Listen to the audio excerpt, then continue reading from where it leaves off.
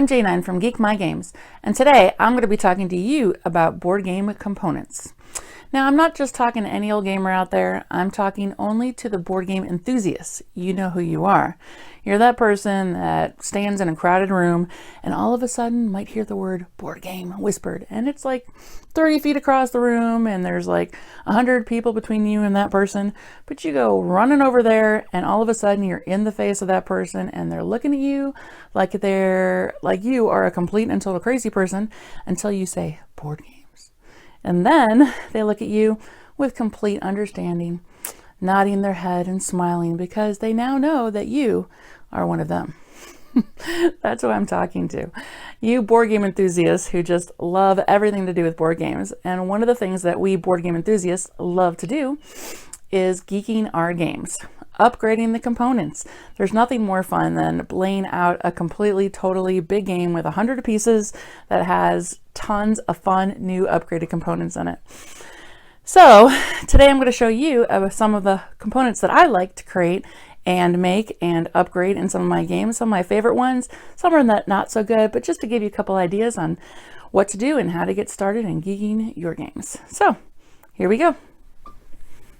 Okay, so here are some example components of stuff that I have geeked out my games with. And I just want to point out a couple of them. So I've done other videos on this. So the first thing I'll talk about are some of my Descent, Journey into the Dark pieces. I made these out of Hearst molds and dental plaster. And these are doors, and I have little steps and gold pieces, different treasure chests, etc. These are great for dungeon crawling and any kind of terrain that you might want to do in caves or dungeons. So I did another video on these as well, and I'll just show these real quick. I made my own potion bottles. I use these not only for Descent, Journeys into the Dark, but for a game called Witch's Brew that is about brewing potions, and they look so much cooler than the little wooden pieces that they originally came with. Okay, so there are a lot of little things. One of the first things I recommend is if you play deeper or heavier games or want to get into those deeper heavy games, I would create mats. Mats are a great way to have a player aid. If you're not very good at PDFs or Word or doing that kind of stuff, GameBoardGeek.com has tons of different player mats that you can download and just print up on anything you want. And then I, of course, had mine laminated. This is for a game called King of the Elves, an old game. I don't even know if there's any kind of review on that out there, but I still own it and I love to play it. This is one of the Descent player mats I made. This had to be upgraded over and over and over again as new and different versions of Descent and expansions and etc. came out. But we worked with it, and I laminated these as well, which is why they might be kind of shiny. Okay.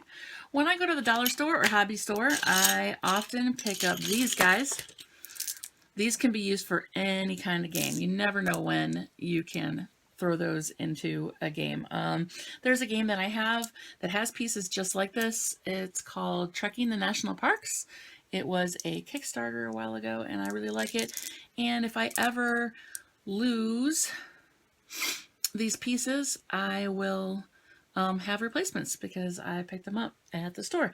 Another game I use these for, I think it's a train game. I think it's the Railroad Tycoon, the board game. That really big old one. Sometimes it's hard to see where the beginning and the end of the routes end, so I use these different colored ones to put at the beginning and end of the routes. So okay, so I use some of these. I got these in a bag from the dollar store. These are not stone, these are actually plastic. I don't know if you can tell or not, but they are plastic, and I use these for love letter.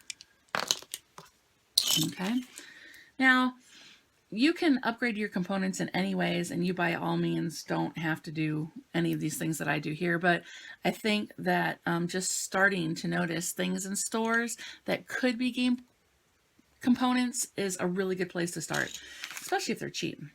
So then you get into some of the more expensive stuff, like very specific games. Like once I played Oracle of Delphi, I really liked that game, but I felt like this was the player marker in the middle. It's just a small thing, of course, but it was hard to see, and you had to come back to that spot at the end of the game, and you couldn't place your piece there, which was a really nice, you know, piece, like a ship meeple kind of thing. So instead, I found these little compass guys, which kind of went with the whole water theme, and I put that in the middle instead of that little guy.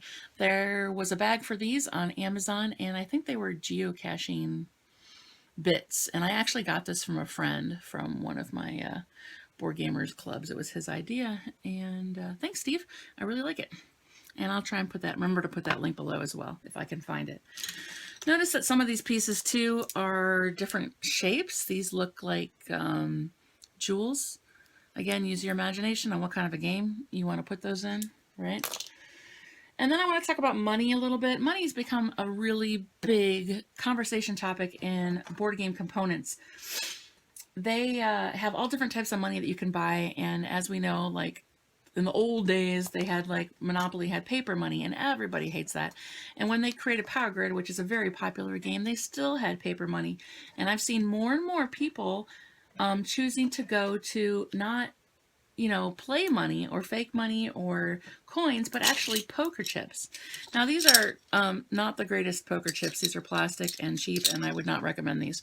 I would invest the money in a really nice poker set, because especially ones that have denominations on them, like 1, 5, 10, and 20, because there are a myriad of different games that you can actually use with poker chips. And it just really helps. And Power Grid is one of those. It's a nice weighted feel in your hand. It's easier to get. You know, you don't have to worry about ripping it because it's paper. And I just highly recommend it. I actually labeled some of these and put them permanently in my Power Grid game set until I can have enough money to buy a really nice poker chip set. Another thing that people do for money is buy plastic money. And I'm going to talk about this in one of my other reviews. I'm not going to get into it too much. But you can get different types of plastic money. Now, why would you do that when you can buy really cool, heavy metal money, right? So I bought these. This whole set was $27. And I bought this explicitly for Puerto Rico, my game of Puerto Rico, and I just really feel like it enhances it. Every time we play Puerto Rico, we have so much fun with these coins. They're nice and heavy, and they're just so much fun to play with. The problem is that they are very heavy, especially when you have a lot of them. I think that this bag alone like weighs almost as much as the whole box does. So if you're a gamer that brings games with you everywhere like I do, sometimes if there's a game that's not played as much or is not as popular, you might want to get something a little cheaper or something a little lighter, hence the fake money, which I think still does the job, and I use it for a couple of games.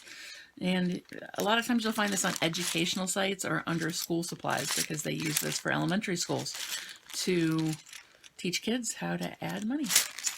So if you're a homeschooler like me, that's another plus to having some of this stuff, right? If you're familiar with Puerto Rico, these were the components that were the board game chips from Puerto Rico, and this is what I replaced them with. And I also replaced these with the bigger colonists for Puerto Rico because they were easier to handle. But that doesn't mean I'm going to throw these away. You know, that's another thing. As you start to upgrade and geek out your games, you can keep some of your old components for something later on, because these are still pretty nice wooden pieces that I might be able to use for something else, right? Yeah, so. And that's pretty much it. I have lots of other little tiny individual things like this that I use for games as well. And this is just like a start of where I started doing stuff. There's so many games, I can't possibly show them all to you. One of my favorites, and I can't find it right now, is a little tiny miniature beer mug that I actually used as a rumor token for Descent. And if I can find it or find a picture of it, I will also post it to this video. But it's really easy to start upgrading your components. Don't think that you have to spend a whole lot of money unless you're crazy like some of us and spend $27 on a handful of coins.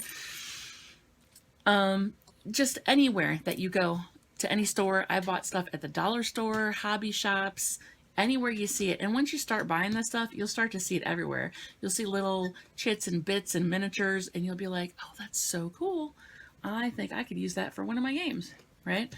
So it just really enhances the game, and I highly recommend geeking out your games. So that's pretty much it for this video. So that's all there is to it. Basically, there are hundreds of different ways to geek your games. There are hundreds of different websites, stores, hobby shops out there. So many different ways for you to upgrade your components and geek your games. And just remember, the next time you go to a game night and you bring out a big old box and you have some new components that you've upgraded that nobody has ever seen before, just enjoy all the reactions that you will get. Oh my gosh, I have to have those board game components. They are so cool. Where did you get them? Will be all that you hear. So hopefully you enjoyed this video. If you did, please subscribe below and like the video as well. And until next time, don't just love your games, geek your games.